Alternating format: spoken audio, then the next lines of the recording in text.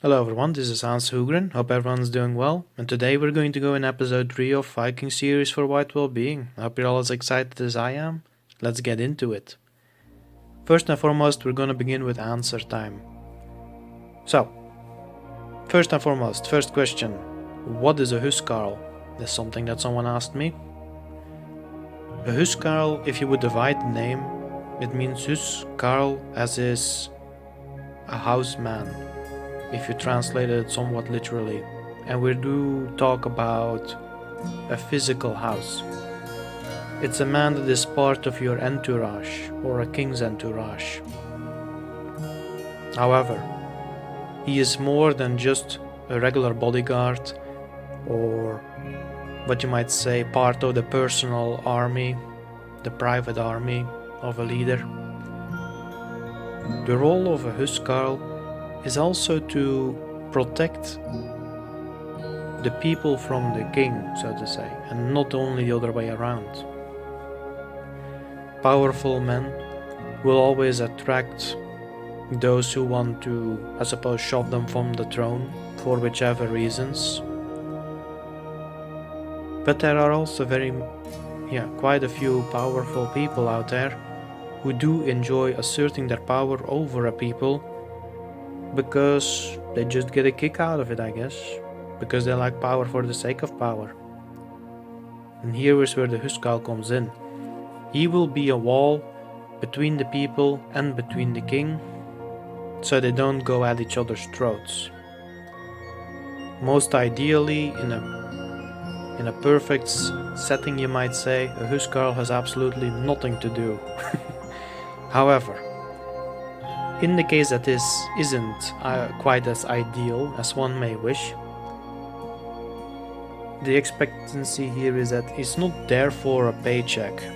He's not there because he's going to get land or because he's going to get money. That only happened later on when things started to more or less warp and became more uniform, I suppose. The kind of man required for this sort of job in a more natural setting, in a healthy environment, is that these would be warriors, not soldiers but warriors, who came there voluntary, and they had a philosophical trait to them, you might say. They thought about the world. They weren't just brutes with axes. They were thinkers too, as much as they were fighters. And that is very important, because they had to make distinctions between when is the king going too far and when are the people going too far. And who am I to step in or to just stand by.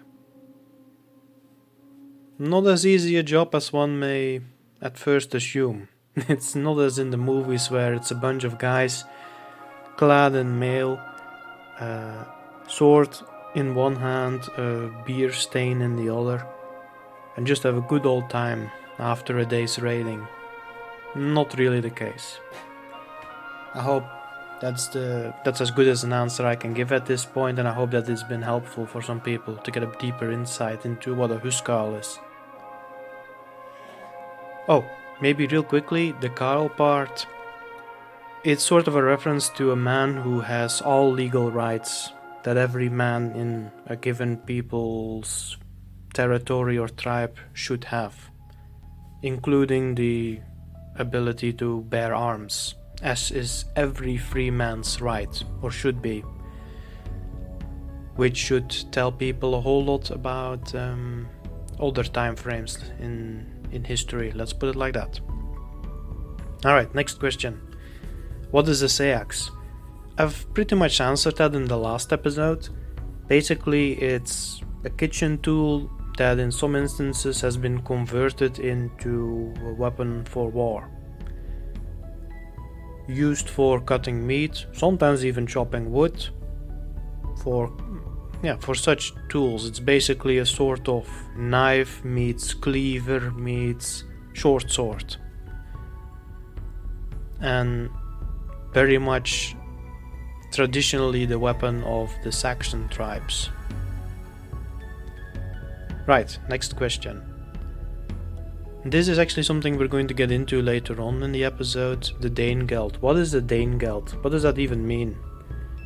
If you cut the word in half again, you have Dane, you have geld. Dane, of course, is a reference to the Danish people, and geld means money, currency. I think currency is perhaps the best way of putting it. Perhaps even just resource.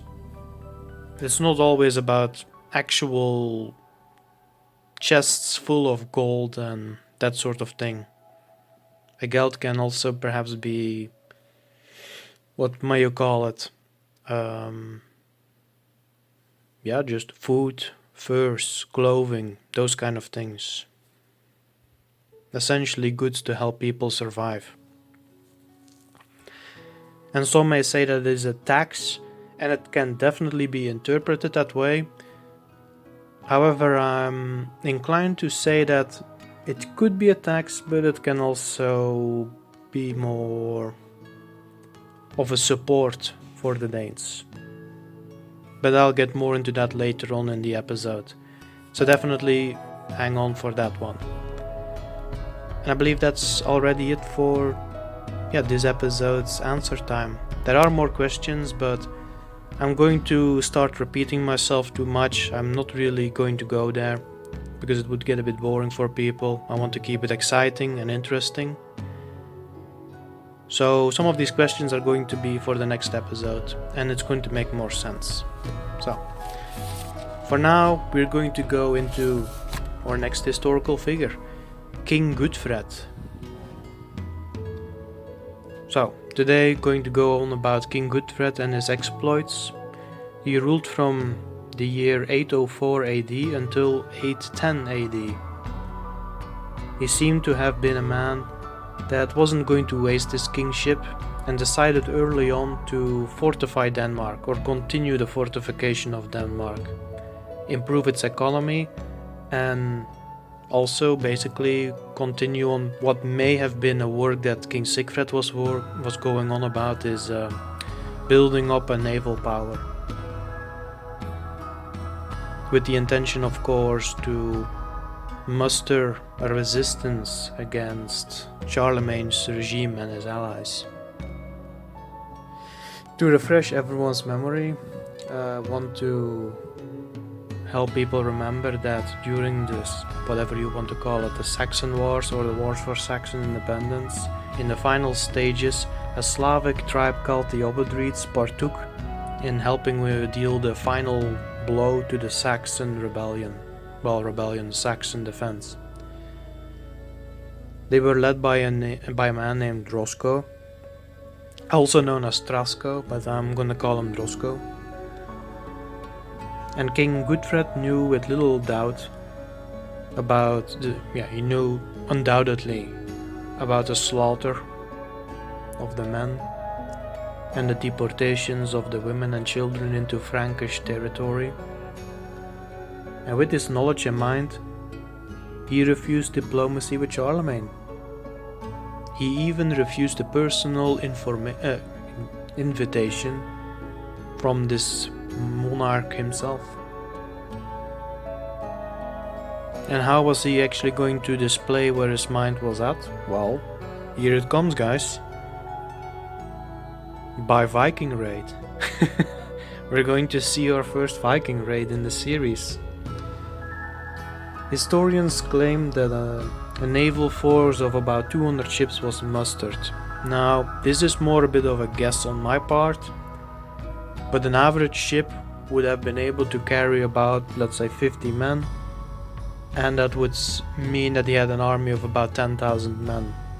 That is possible. It's perhaps a little bit much for the time, because it would require quite an immense amount of the logistics, feeding everyone, clothing everyone, making sure that everyone is armed, that the ships are in good condition, all of that stuff. But let's say between 8,000 and 10,000 men, going by that it was 200 ships that the Danes had mustered. The goal was most likely to retake Saxon territory and push back against the encroaching Christianized war machine. From the Annals Francorum Regis, Latin for the Frankish Royal Annals, only so much could be made out. Well, in as far as how this campaign went. Propaganda was of course a thing back then as well. And sometimes, you just left out very uncomfortable things, very uncomfortable information that wasn't going to serve the purpose of your regime, right? And I'm going to introduce everyone into an exercise here. Imagine yourself on such a ship. You're on board, you have an oar in one hand, and you row slowly but steadily as the men grunt in unison. You're surrounded by Danish warriors, and Saxon men maybe even, who are out for revenge.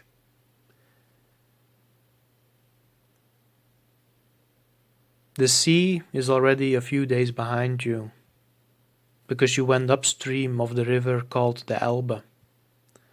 It's a river that borders between what was once Saxon territory and the territory of the Obodrites.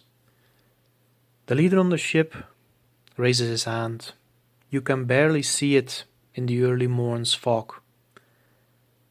Everyone stops rowing, and it is dead silent. And then a named leader, called Rogenwald, puts his helmet on. This is the king's nephew. And everyone who has a helmet repeats the gesture. One bulky Saxon with massive arms and a moustache for two grabs a hooked rope. The hook is slung into the mist, and the rope goes out.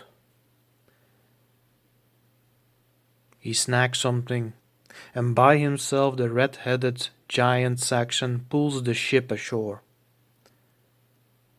And everyone picks up his shield, starts inspecting his equipment. You have an axe, and it feels good in your hand. Your shield, bit heavy, but it's far better than having no shield. And everyone, as the ship hits the shore, starts to climb overboard. A hushed curse and a splash. Someone dropped something.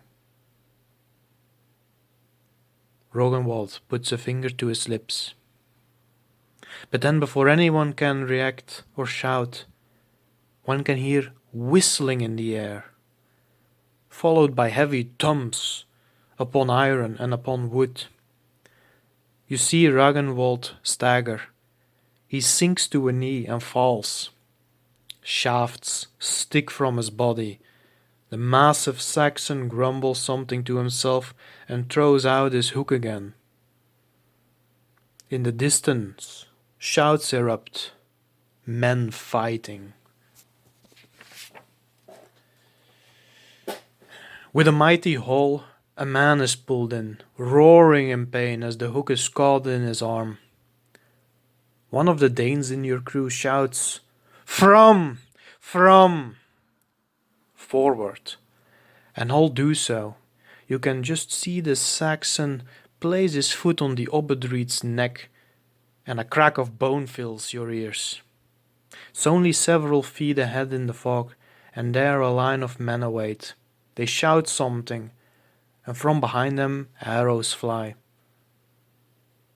In the moment you forget to raise your shield, and a shaft glances right off your helmet. And then axe work. From behind you spear points whiz forwards.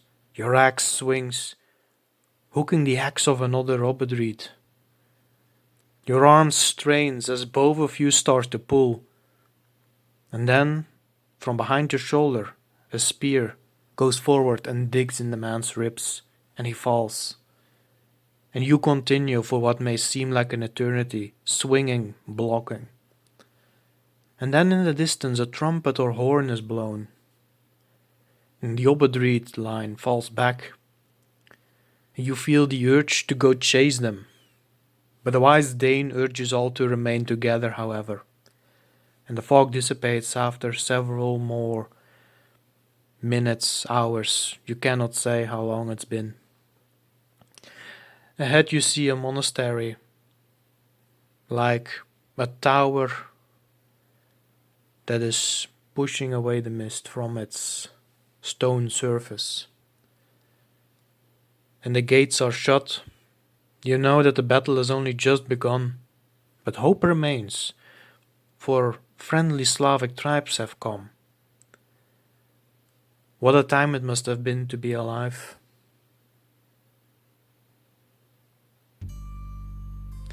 Okay, thank you.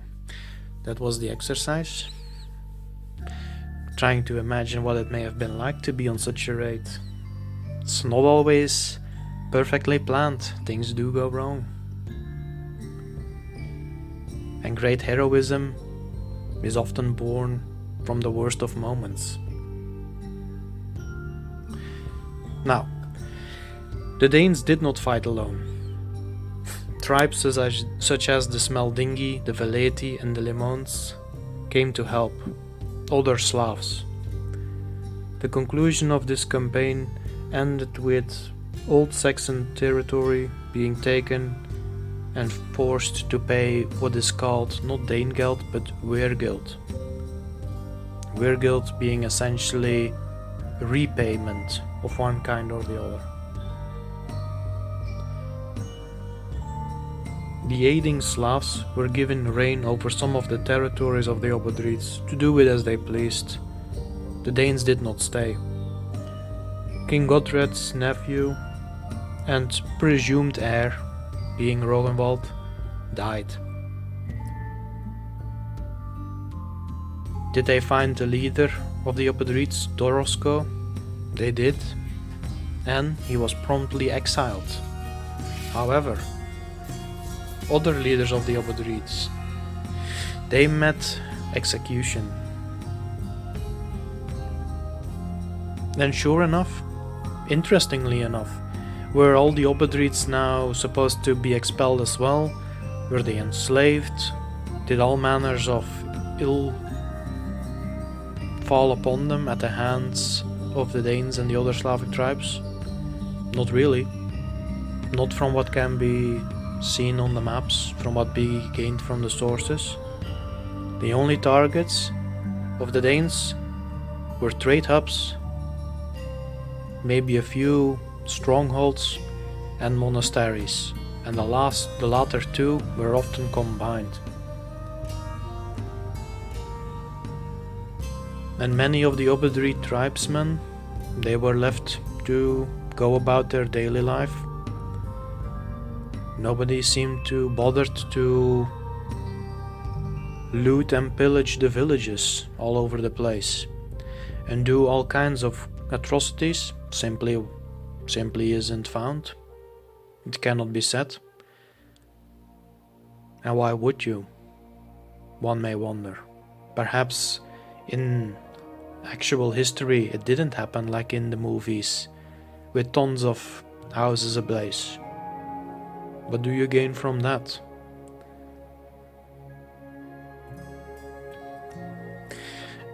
Out of all of these important locations that were targeted, however, there is a particular one that sticks out, which was a sort of port in the Baltic Sea called Rerik or Rurik by the Danes. This place was, what you might say, unmade.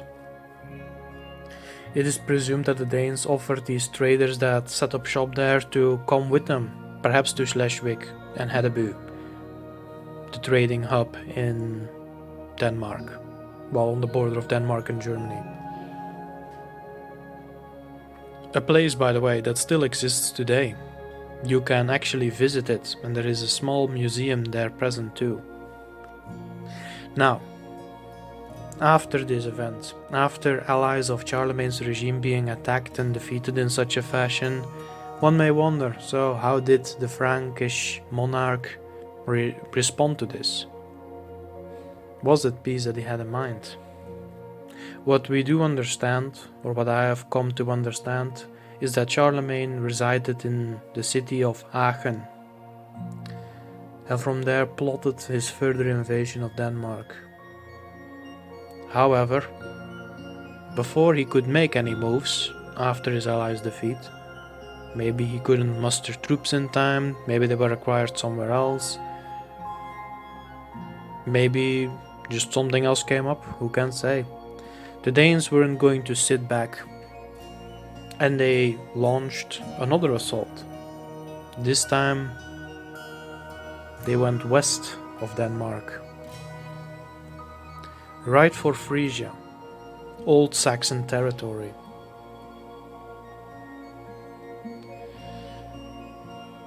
Now it is presumed that Gudfred wasn't part of this specific raid.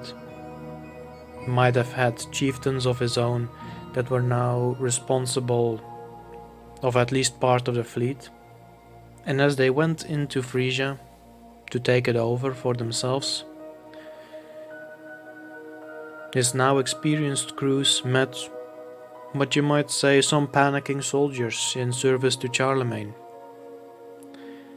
It took about 3 battles, and there is not much known about them, but the Vikings actually won the day and took over parts of Frisia. And Frisia's population would now be asked to pay the danegeld. Perhaps happily so, for being liberated. And King Godred soon proclaimed that Frisia and Saxony are his lands. Of course, all-out conflict didn't just hang in the air, it was already unleashed. And who knows, a war that may have lasted for many months, perhaps generations, was about to completely unfold. However, at the final year of his reign, in 810 AD, one of his huskarls, a man going by the name Satellittus, notice the Latin name, struck him down. Now there are many theories about this. Who is this guy? Where did he came from? And of course the literati, the journalists, the scholars of the time, had their own versions about this. It wasn't a huskarl with a Latin name that struck down King Gudfred. No, it was one of his 5 sons, or a page boy, who did so in service to one of King Gudfred's ex-wives. And then in some of the versions it's not even King Gudfred, but a certain Godric, or a Gudrod the hunter, that was the one who was struck down. I suppose I leave it all up to you to decide which theory makes more sense, so to say. And you may wonder why does Hans not lay it out a bit more in detail, these theories? Well, this is exactly what I found. I have no intention to add anything to it. You make up of it as you wish, as you see fit. And that's it for now. It's maybe to some a bit abrupt, it's perhaps a bit anticlimactic, but sometimes that's how it goes in history.